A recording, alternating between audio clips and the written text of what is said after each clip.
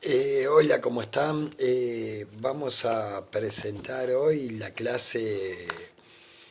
vinculada al modelo EASY que vamos a titular los populismos. Populismo, un término bastante particular en América Latina, va a hacer referencia eh, a formas de gobierno y presidencias entre 1930 y 1960, caracterizados por políticas de nacionalizaciones económicas, desarrollo de la industrialización, de ahí su vínculo con el modelo EASY, generalmente proponen o se desarrollan desde el punto de vista histórico en el desarrollo del modelo EASY, aunque hay excepciones porque el término después se va a proyectar en el tiempo y va a hacer referencia a gobiernos como los de Hugo Chávez en Venezuela.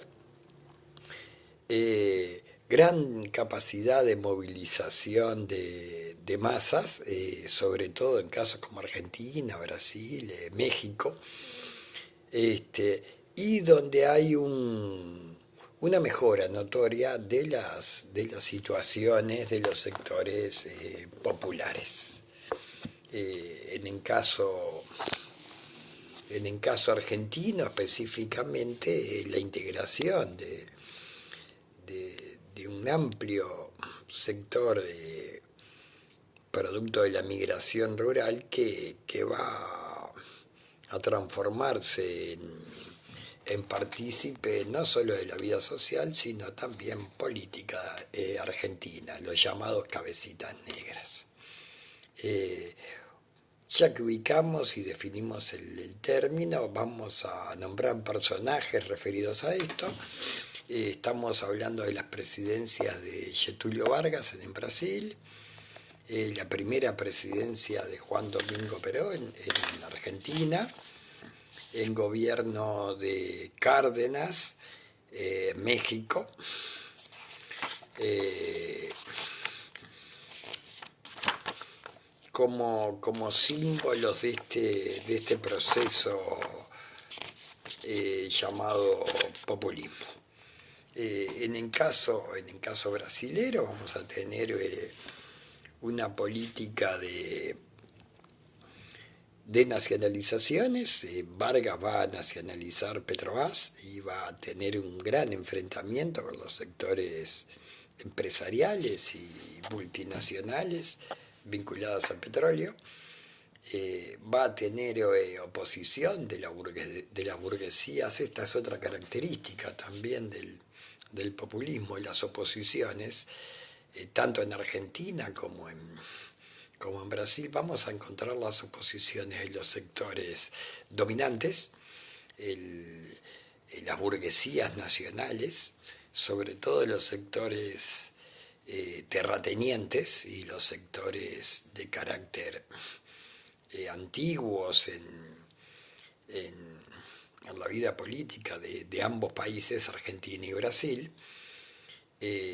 pero también de los sectores de izquierda que sospechan de estos movimientos como una conspiración contra lo que es la revolución social, con un sentido demagógico, con una promesa sobre el pueblo que en definitiva esconden algo así como el gato pardismo, cambiar algo para no cambiar nada y seguir manteniendo las estructuras de dominación política. Por lo menos hay algunos historiadores o algunas corrientes historiográficas que ven el fenómeno del populismo en este sentido.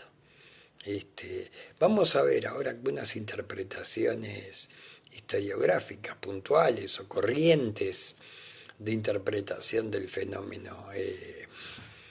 populista.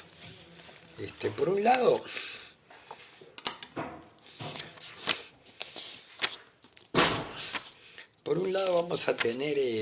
aquellos que defienden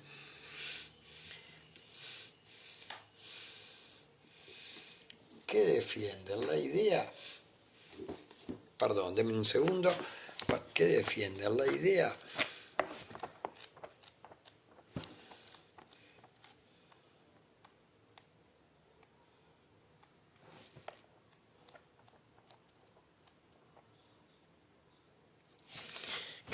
La idea del populismo como producto de un momento histórico donde hay un cambio de modelo, donde el modelo agroexportador y el Estado oligárquico típico de América Latina entre 1870 y 1930 se ve afectado fundamentalmente por la crisis del 29 y necesita un cambio producto de los comienzos de la industrialización, un cambio de modelo que es el modelo Easy que estudiamos, y donde algunos sectores que aparecen en la vida social producto de la industrialización como mano de obra disponible para las obras y que producen migraciones internas y un crecimiento urbano, se instalan en las ciudades y deben ser integrados a la vida social y política y por lo tanto el populismo está vinculado a ese proceso esencialmente económico. Esta es la versión, por ejemplo, que sostienen Cardoso y Faleto y que tiene básicamente una explicación económica. Desde el punto de vista marxista, los historiadores marxistas como Octavio Ianni plantean el populismo como una organización de carácter demagógico que pretende reducir las luchas internas, sobre todo la presión de la lucha de clases, creciente poder que ha tomado el proletariado producto de la industrialización y que en el fondo transforman esos sectores cuestionadores, esos sectores obreros de obreros cuestionadores a una masa movilizada, una masa que toma poder en la vida social, pero que en definitiva termina conviviendo con el sistema es incambiado y todo eso se logra con líderes de carácter carismático, con líderes de presencia, con una organización de carácter político que de alguna manera se disfraza en un discurso demagógico, explota el nacionalismo y tiene políticas económicas fuertemente intervencionistas y algunas generando derechos sociales que hacen que genere una simpatía, pero en última instancia mantenga en esencia la estructura básica del sistema. Sociólogos como el argentino Torcuato Di Tella van a considerar el populismo también en ese sentido, en el sentido de demagógico, con el amague de producir transformaciones profundas, pero que en última instancia lo que hacen es mantener el poder de los sectores dominantes.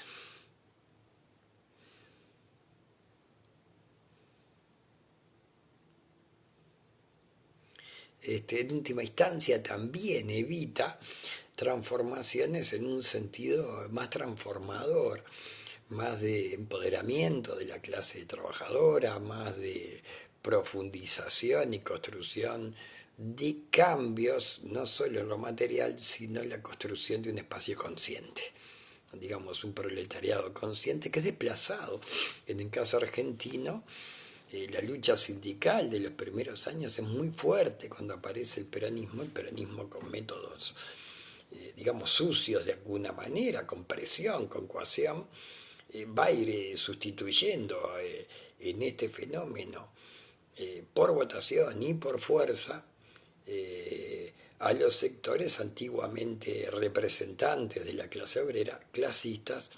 que provenientes de las ideologías europeas, de la formación de los partidos comunistas, sobre todo en Argentina, de la influencia del sindicalismo anarquista. Finalmente, autores como Gallego, Gil Lozano, plantean el populismo como una estrategia de las burguesías nacionales que para poder consolidarse en una transición de carácter económica, del pasaje de una economía agraria a una economía industrial y urbana, utilizan estos mecanismos políticos para poder afianzarse. Bien, hasta acá las definiciones y los planteos de carácter más teórico. Digo, algunos aspectos ahora claves del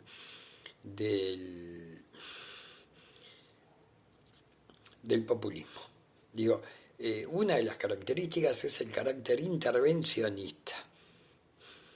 Según el historiador Alain Rouquet,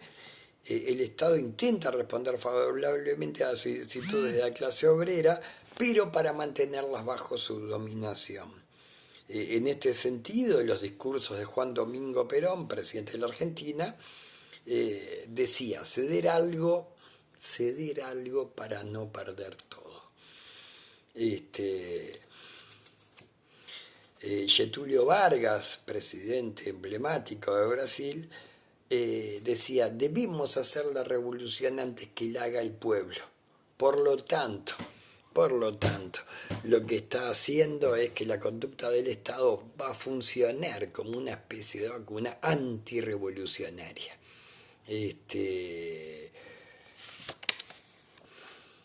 Por supuesto que van a producir un desarrollo industrial, van a tener de alguna manera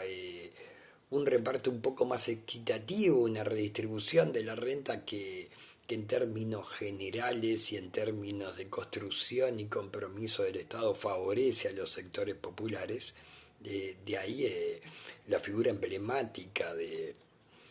Perón en Argentina. Y en el caso peronista no solo eso, sino en reconocimiento a la clase peronista, a la masa peronista como el sector más importante de la sociedad, el constructor de la sociedad. Mis descamisados, yo, decía Perón, el primer trabajador, está en el himno peronista, un juego de identificación entre la masa y el líder, en donde le permite a los sectores antes marginados, que de alguna manera siguen viviendo esa vida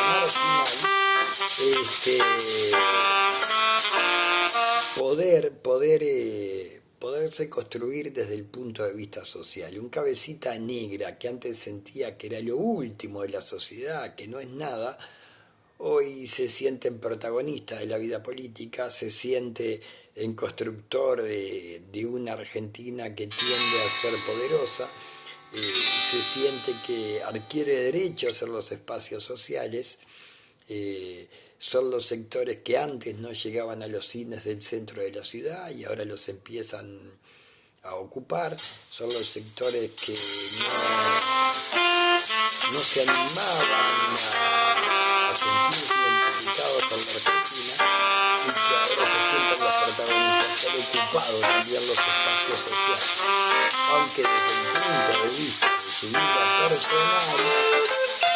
aunque desde el punto de vista de su vida personal siguen viviendo lo que Gino Germani, un sociólogo argentino, va a llamar la sincronía de cambio. Mantienen una vida social y una vida personal a medio camino entre lo urbano y lo rural. Y esa es un poco la característica de esta masa peronista. Son esos sectores que llegan, que ocupan los cinturones de la ciudad,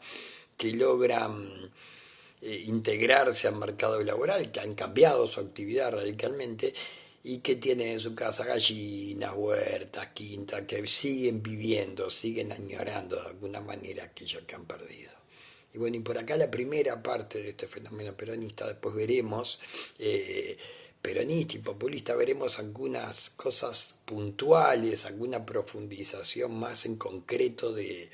la construcción y las medidas tomadas por esta forma de gobierno, ¿sí?